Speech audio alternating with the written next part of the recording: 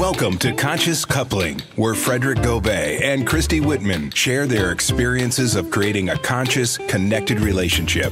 Every week, they give practical tools, steps, and processes to help you find the loving connection with your partner. Let's get into today's conversation with Frederick and Christy.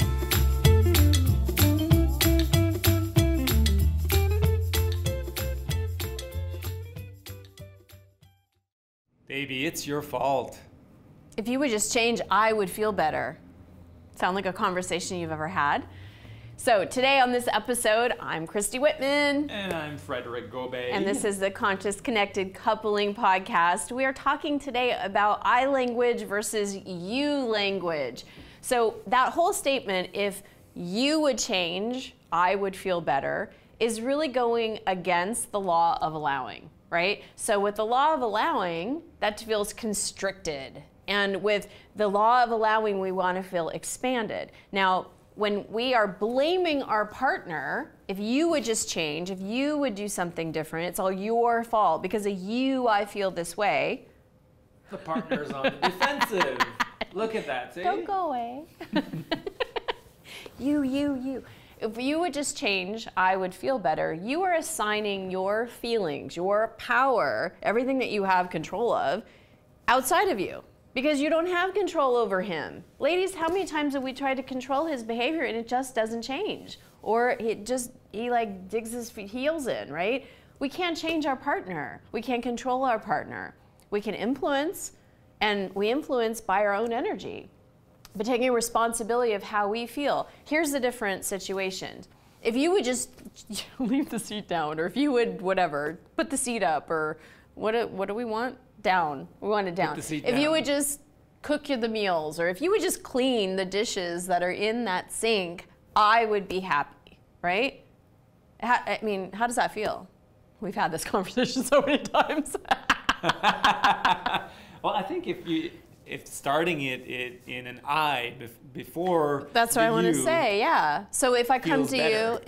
you and I say, hey, I really would prefer that the dishes or that the sink is clean. See, there you go. Now I can receive this inside my heart because she came to me from her own perspective.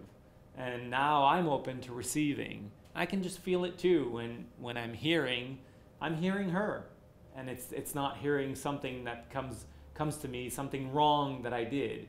It's just a matter of she prefers to have the dishes done.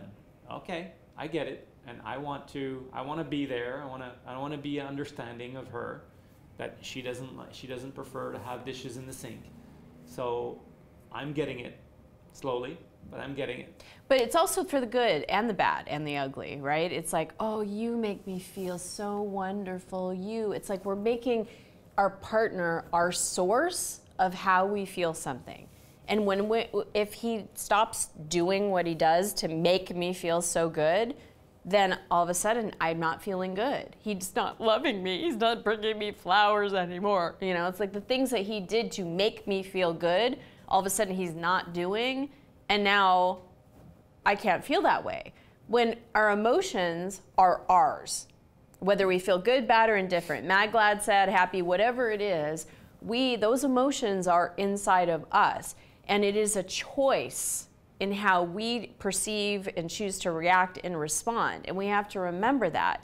So when he does something or doesn't do something, or says something or doesn't say something, it's up to me to go, that didn't feel good.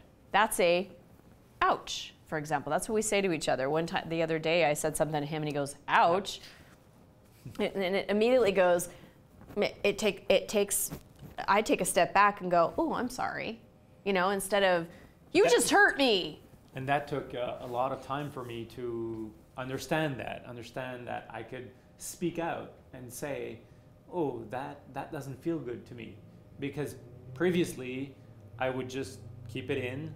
And it would be stored inside of a place of anger or resentment, and it would come out afterwards in another way. Either it would come out sideways as we call it. So it would come out as a passive aggressive way, whether I'd be driving, for example, with her in the car, and all of a sudden I'd kind of swerve and make her feel unsafe in the car. You did?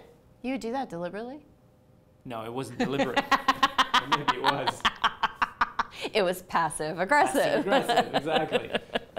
So I lost my train of thought. You completely interrupted me in that one. See, you completely interrupted me. Yeah. He's blaming me for interrupting him. I felt completely interrupted from the I. I interrupted you. Yes, so I was saying that it takes time in order to realize that, you need to come from the I. And so that's it.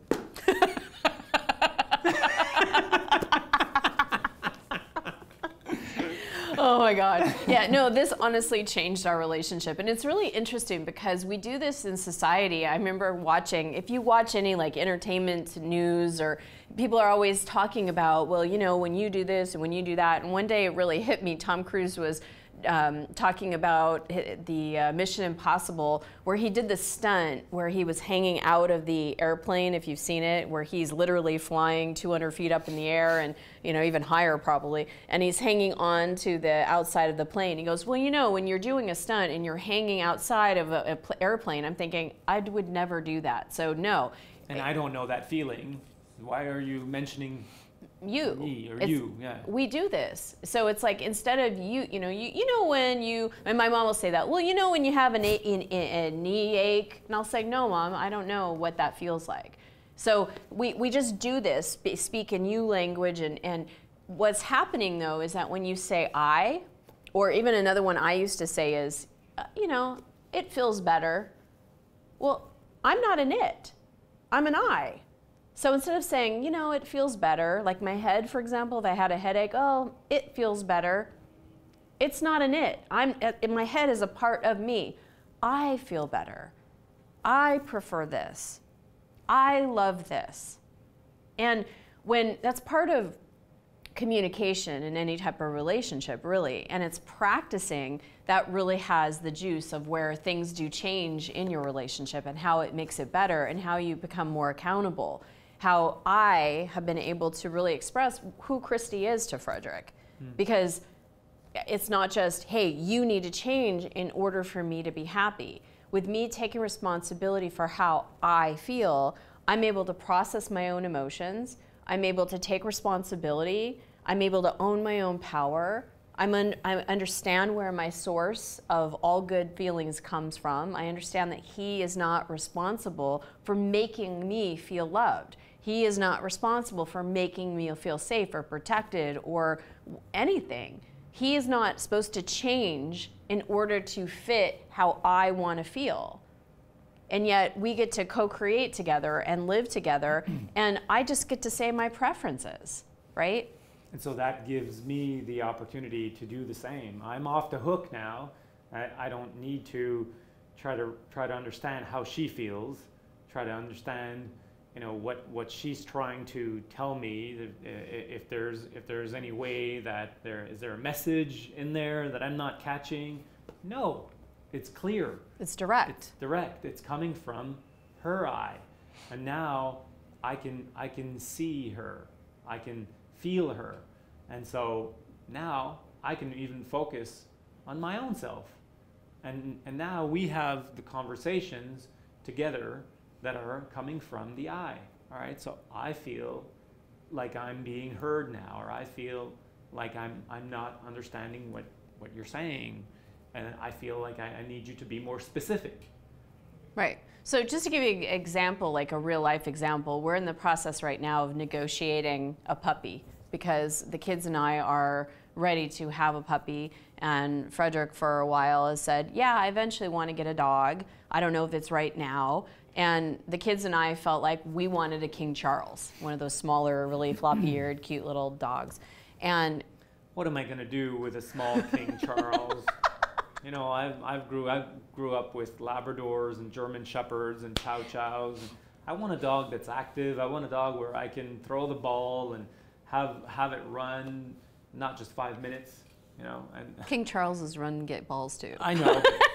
It's tiny. It's this small. It's not that small. It's like a squirrel. I don't want to feed my dog peanuts. So. the point is we had a difference in opinion, right? So all three of us want to get a dog. And that's the biggest thing, is that, does it have to be a King Charles? Could I be more allowing in my preferences? I also love Labradors. We have to figure out the dog that's right for us, or looking at a Labradoodle, that kind of thing. But it's being able for him to really be honest. And what used to have happened, just because he wanted to make me happy, please her. I'd say, I want a dog, I want it to be in King Charles, and so he would be like not expressing himself and what I felt, what he felt, and so we would go and get a King Charles, and then it would come out sideways as resentment, or so he would raise his voice, or passive aggressiveness, because who was he mad at? He wasn't necessarily mad at me, he was mad at himself that he didn't express himself. And so by him expressing his I and saying, I prefer a big dog, I want a dog I can wrestle around with, I want a dog that I can do this with. For me, that's not important. So it's like that's important to him. So having a King Charles or a smaller kind of dog, even though I love little purse dogs and stuff, it's more important for him to have a dog to wrestle. I just want a dog. And so I'm willing to then listen to his preferences and say, yeah, I'm willing to get a Labradoodle, or a Lab or a German Shepherd. I'm willing to get that because I also too want a dog. And it's not saying, well, because of you, I can't get my King Charles. Because of you, I can't get what I want. That's not it at all. It's coming from the, I would prefer this, I just want a dog, right? And so he's able to, and we're using this as an example, but this goes into how we raise our kids, how we spend our money, how we choose the vacations that we go on, how we create the vision for our future, how much time we spend with our in-laws. It's everywhere in your life now, in our lives actually. So it's with family, even extended family, with relationships that are friendships, even co-workers. People could use that type of language. It's a much healthier way of communicating, and I'm thinking of how do we go about, right? And people don't do that automatically right away, right? So how do we give them the opportunity to understand how to create that type of language for themselves, right? I was thinking we are going to create online events that will give tools and processes and ways in order to start doing and learning these ways of coming from the I instead of the you. Well, yeah. So perfect example. It's a habit. I mean, I coach people all the time, say, I really want you to come from the I so that you're owning, and then 2 seconds later they'll say, well, when you, and it's like, no, come from the I. It's a constant retraining. We had to be retrained in that. Our mentor, Karen Lamarck Wilson, years ago when we were doing this, it was like a constant reminder, because it's so ingrained in us to say you. And to come from the I, it literally is like learning a brand new language, because it's a whole different consciousness perspective. Words are important. Words are so creative, and it's the first part of the creation process. In the beginning, there was the word. I did a whole entire series called Watch Your Words. You could actually go to watchyourwords.com. To know what words not to say and what words to say, what are creative and what are destructive, because words are so important. So just this small word of you versus I literally creates a whole different thing. But what it is, it's a paradigm shift from outside in, like you need to change in order for me to be happy. I need to have more money in order to feel secure. I need to have my partner do this in order for me to feel safe. I need my kids to act this way in order to do this. It's a very different life from the outside in approach than the inside out approach. I feel this, I feel secure, therefore I then create. It's law of attraction at its best, and it is a huge paradigm shift. Mm-hmm. Absolutely. So what we recommend, and first thing always, is you have to be able to start owning your own feelings. Now, we understand that that is a big concept to say that's step one, right? Own your feelings. Well, how do you do that? It's practical application. And the first thing you have to do is you have to start asking yourself, what do I prefer? How do I feel? What do I want? Because a lot of times we're not asked that. We're worried about, I know I grew up being very hypervigilant, and in my relationships up until we worked on this, I was worried about what everybody else wanted and needed before myself. And then I would sit in there feeling resentment and anger because I'm not getting what I want, but I'm doing it up for everybody else. Everybody else is getting what they want except for me. So the anger would seethe as I still was trained to, what do you want? And how can I serve you? And what can I do for you? And then I wasn't getting my needs met. So it's who needs to take responsibility for our emotions? We do. Your own self. We do. And so we need to, if we don't feel respected, are you respecting yourself? If you don't feel heard, are you hearing yourself? If you feel criticized, how are you criticizing yourself? This relationship that we have with us, with our own person. Now, some people say that's selfish. Yeah, because you can only come from the self. It doesn't mean you never, it's not like because I'm now coming from my own feelings and I'm saying what I prefer and what I want and this is how I feel, that I don't care about him or I don't care about my kids. I prefer to have a dog. He wants a bigger dog. Great, let's get a big dog. It doesn't mean that I don't listen to him and I don't consider him and any of that, but I get to be heard. Or and that you don't have empathy for others. I mean, right. That's not selfish. This is a healthy selfish, where the only person and only perspective that you really can come from is yourself. Right. And so you start to own your feelings. That's what this podcast is all about. That's what the work that I've been doing for almost 20 years, not only on myself but with others, has impact, because it's really returning back to yourself. And not just your personality self, but your divine self. The divine in you that breathes you, that loves you, that never has a bad opinion about you, that is always the source and supply of all of your good.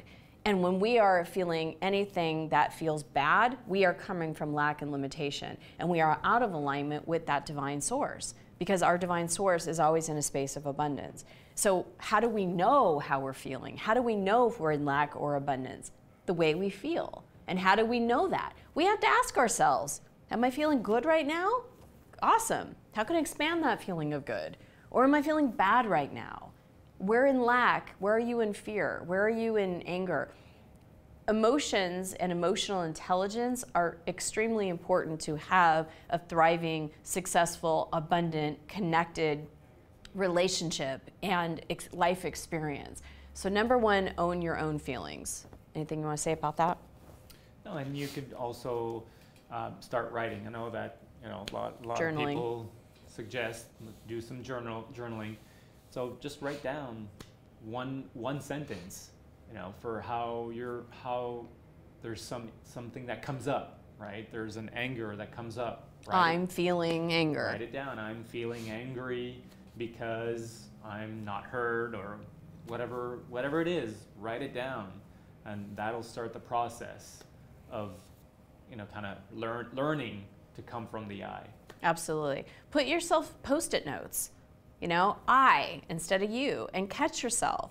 Hire a coach. Hire us to help you with your relationships. Some of the things that we do offer is we do counseling, therapy work. We bring in the Council of Light to do healing work with individual couples. Obviously, our time is limited to do that, but we have online events. We have an amazing couples retreat that we do. So there's different opportunity if you want more continued support, but it first has to come from you. As you start to create the I language within you and communicating with your partner, I feel this instead of you did this. Because of you, it's a very different, we're talking about defense versus allowing.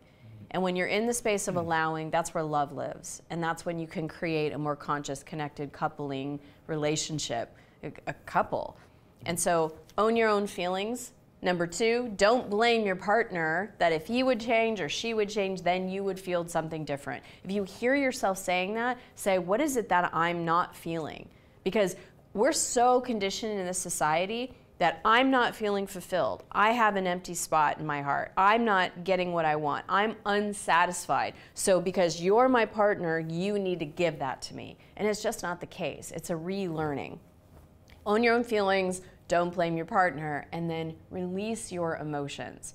Releasing your emotions, literally energy Everything's energy, including emotions, including feelings. It really takes about 90 seconds to actually feel what you feel.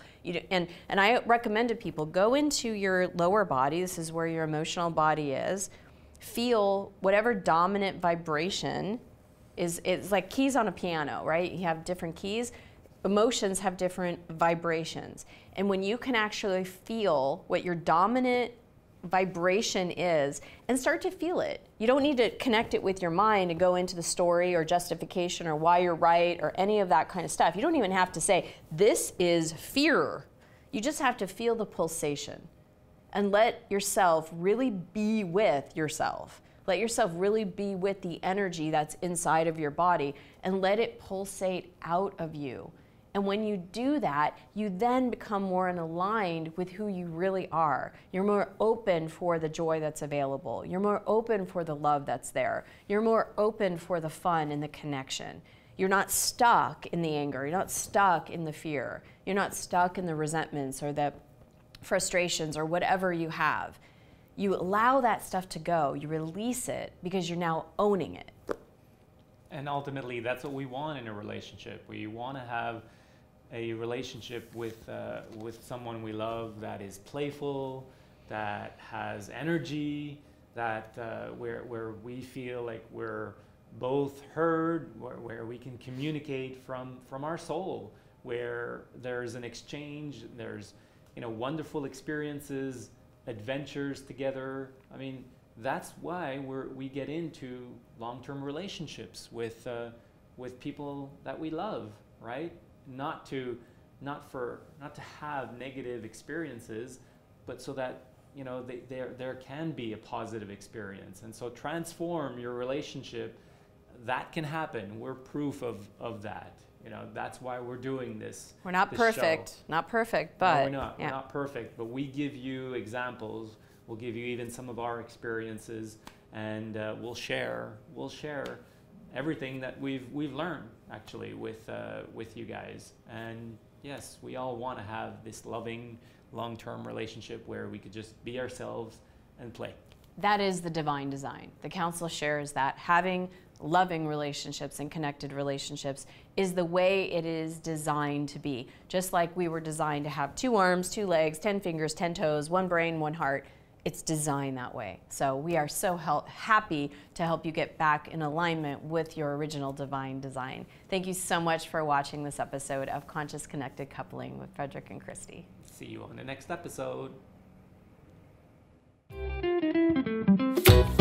Thanks for listening to Conscious Coupling with Frederick Gobet and Christy Whitman. If you like our show and want to know more, check out ChristyWhitman.com. And please leave us a review on iTunes. Learn how to turn your partner into your soulmate. Join us again next week for another powerful episode.